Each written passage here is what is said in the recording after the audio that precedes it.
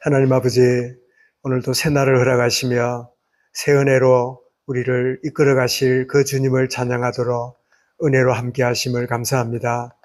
우리는 세상 속에 살지만 하나님께 속한 자며 늘 문제 속에 우리가 참 속하여 살아갈 수 있지만 우리는 해답 대신 하나님께 피한 자요, 하나님께 모든 짐을 맡기며 모든 문제가 오히려 하나님을 더 가까이 느끼며 하나님이 역사하시는 손길을 체험하는 축복의 크신 은혜를 더하심을 우리가 알기에 오늘도 어떤 문제가 발생하며 어떤 상황과 여건이 주어지며 어떤 환경들이 우리에게 주어질지라도 내가 문제 속에 있지 아니하고 해답 대신 참 하나님의 품에 있으며 둥지를 틀고 있는 참 작은 새와 같이 하나님의 품에 크신 애 누리며 나아가는 참된 순간순간이 되도록 은혜로 인도하여 주옵소서.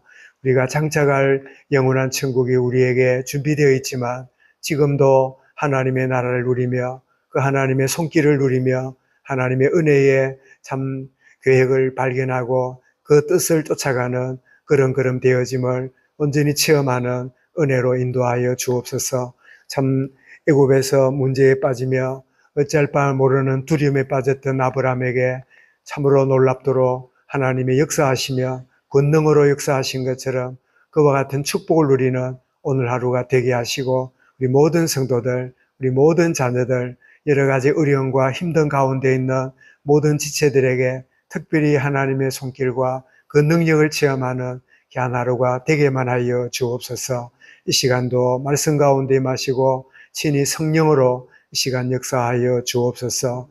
예수 그리스도 이름으로 기도드리옵나이다. 아멘. 이제 하나님의 말씀을 보겠습니다. 창세기 12장입니다.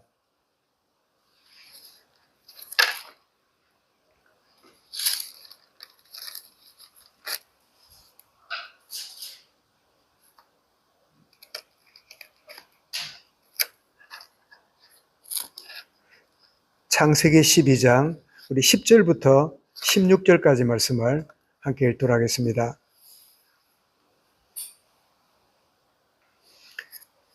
창세기 12장 10절부터 16절. 자, 10절부터 같이 읽도록 하겠습니다. 그 땅에 기근이 들었으므로 아브라함이 애굽에 거류하려고 그리로 내려갔으니 이는 그 땅에 기근이 심하였음이라.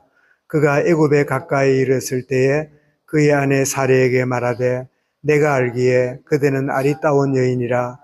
애굽 사람이 그대를 볼 때에 이르기를 이는 그의 아내라 하여 나는 죽이고 그대는 살리리니 원하건대 그대는 나의 누이라 하라.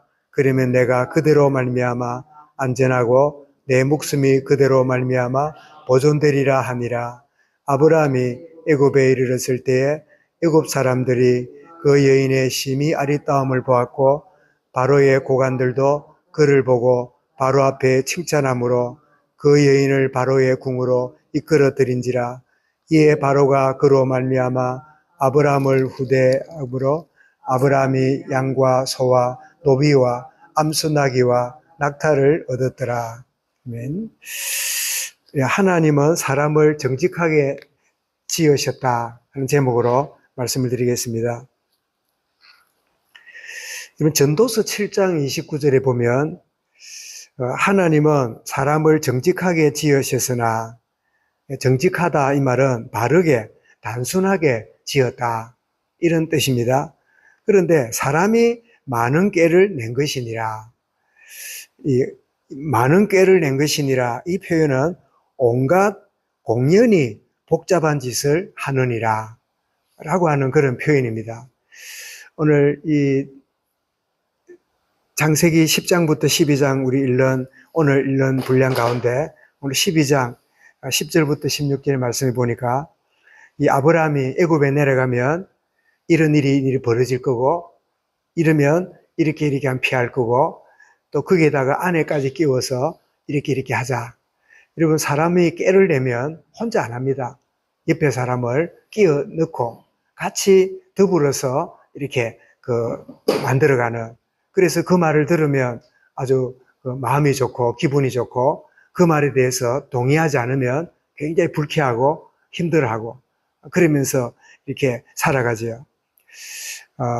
아브라함이 이 기근이 오게 되니까 그 기근을 피하려고 애굽으로 내려가게 되고, 또 거기서도 하나님이 나와 함께 하신다는 신뢰보다는 자기의 꾀를, 자기의 수단을 75년 이상 살아왔던 자기의 어떤 이 경험을 가지고 지금까지 내가 이렇게 해서 어려움을 면했잖아. 이렇게 해서 여러 가지 고비를 지내왔잖아. 그 나름대로 성공하거나 또 잘 넘어갔던 그런 수많은 경험들이 축적이 되어 있는 사람이 이렇게 70 이상의 나이가 든 사람들의 특징이잖아요. 그래서 아브라함이 그 염려를 하는 가운데, 그래서 이제는 피해 보려고 이제 복잡하게 아내를 누이라 그러고, 그래서 내가 그대로 말미암아 내가 살아날 수 있을 것이다, 그렇게 하면서 피해 보려고 했는데, 심지어 그 13절에 보니까 내가 그대로 말미암아 안전하리라, 내가 그 아내로 말미암아 안전하리라 그러고 있는데, 이게 얼마나 우리가 참 객관적으로 볼 때 어리석은지, 하나님으로 말미암아 안전하리라, 이런 고백보다도 그대로 말미암아 안전하리라, 사람이 도와주면, 당신이 잘해주면, 너가 이렇게 참 협력하면 우리가 다 좋을 거다, 이런 참 수준으로 살아가는, 참 하나님은 살아계시고 자기 백성을 보호하시고 그리고 간섭해 가시니까 우리는 지나면 이런 말들을 합니다. 괜히 거짓했네, 괜히 내가 꾀를 냈구나, 괜히 내가 헛힘썼구나, 참 그것 때문에 내가 고민도 하고 막 이런저런 생각도 하고 지냈는데 지나고 보니까 괜히 헛된 시간을 보냈구나. 그렇게라도 깨달으면 그 사람은 은혜의 사람이 맞아요. 그런데 괜히 했구나, 내가 쓸데없는 짓 했구나, 내가 어리석은 복잡한 일을 공연하게 내가 그렇게 했구나, 이렇게 하지 않고 내가 이래 된 거는 누구 때문이야, 뭐 때문이야, 누가 안 도와줘서 이런 거야, 누가 나를 이렇게 만든 거는 바로 그 누구 때문이야, 이러면서 내가 공연히 하고 하나님 앞에 복잡하게 할 거 없었는데 내가 단순하지 못한 나의 이 참 혼란스러운, 참 하나님에 죄송하구나. 주님은 살아계시고 자기 백성을 지키시고 하나님 자녀된 나를 생명 싸개로 나를 보호하시는데 내가 괜한 짓을 하고 꾀를 내고 그런 것이 참 후회스럽구나. 주님, 더욱 단순하게 살아가기 원합니다. 그러면 그 모든 지난 게 은혜의 증거가 되는데, 그게 안 깨달아지면 뭐가 돼요? 사랑관계가 원수로 끝나요. 나를 안 도와준 놈, 나를 힘들게 한 놈, 나를 이렇게 만든 장본인, 그러면서 모든 관계가 다 지나간 관계가 빛 가운데 있지 않고 어두움에 이렇게 관계가 되니까, 이런 벌레들이 보면 주로 낮에 안 다니고 밤에 돌아다니잖아요. 이런 것처럼 이 우리의 영의 상태가, 내면의 상태가 어두워지면 모든 지난 날까지도 다 어둡게 보이고 모든 게 상처로 보이고, 하나님께 감사하는 마음보다도 하나님, 내 인생 왜 이렇습니까? 왜 내가 이렇게 힘들게 살아왔고 또 살아가야 됩니까? 늘 똑같은 인생 살아가는데 늘 참 그런 어두움의 상태에서 살아가면서, 그래서 가끔 말씀드리지만 잘못한 것보다 더 잘못이 뭐냐? 잘못이 잘못인 줄 모르는 것, 그게 더 큰 잘못이 되잖아요.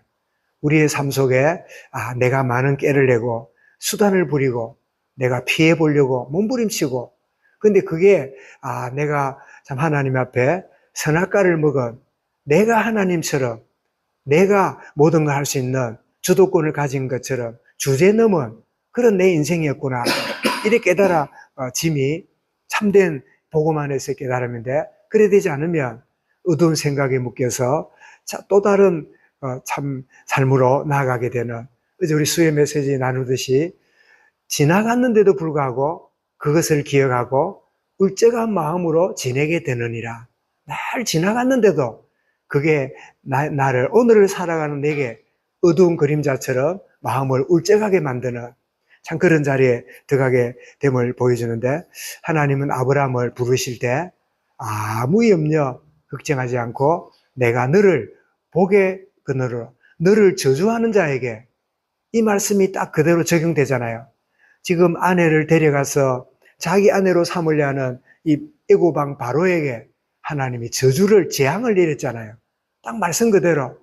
그래서 찬송 드린 것처럼 오 신실하신 주 내 아버지여.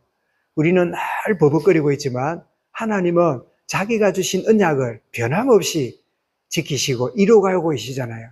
신실하신 하나님, 그 하나님은 오늘 우리 170장 찬송 드린 것처럼 내 주 하나님은 늘 살아계시고 살아계신 하나님이 나를 보아 지키시는, 그래서 하나님이 우리를 구원하실 때, 우리를 거듭나게 하실 때 정직한 자로, 하나님과의 단순한 어린아이 같은 자로 부르셨는데, 아직도 나는 많은 꾀를 내고 공연히 많은 복잡한 짓을 하고 그래 살아가는 그런 인생 가운데 있지 않도록 진짜 나로 새 생명 가운데 새 사람으로 나아가는 참된 축복 누려가는 은혜 있도록, 그래서 단순함이 능력이고 영의 사람의 특징인데, 나는 하나님의 자녀고 나는 하나님의 소유된 백성이고, 그리고 하나님이 책임지시고 내 삶을 인도하신다.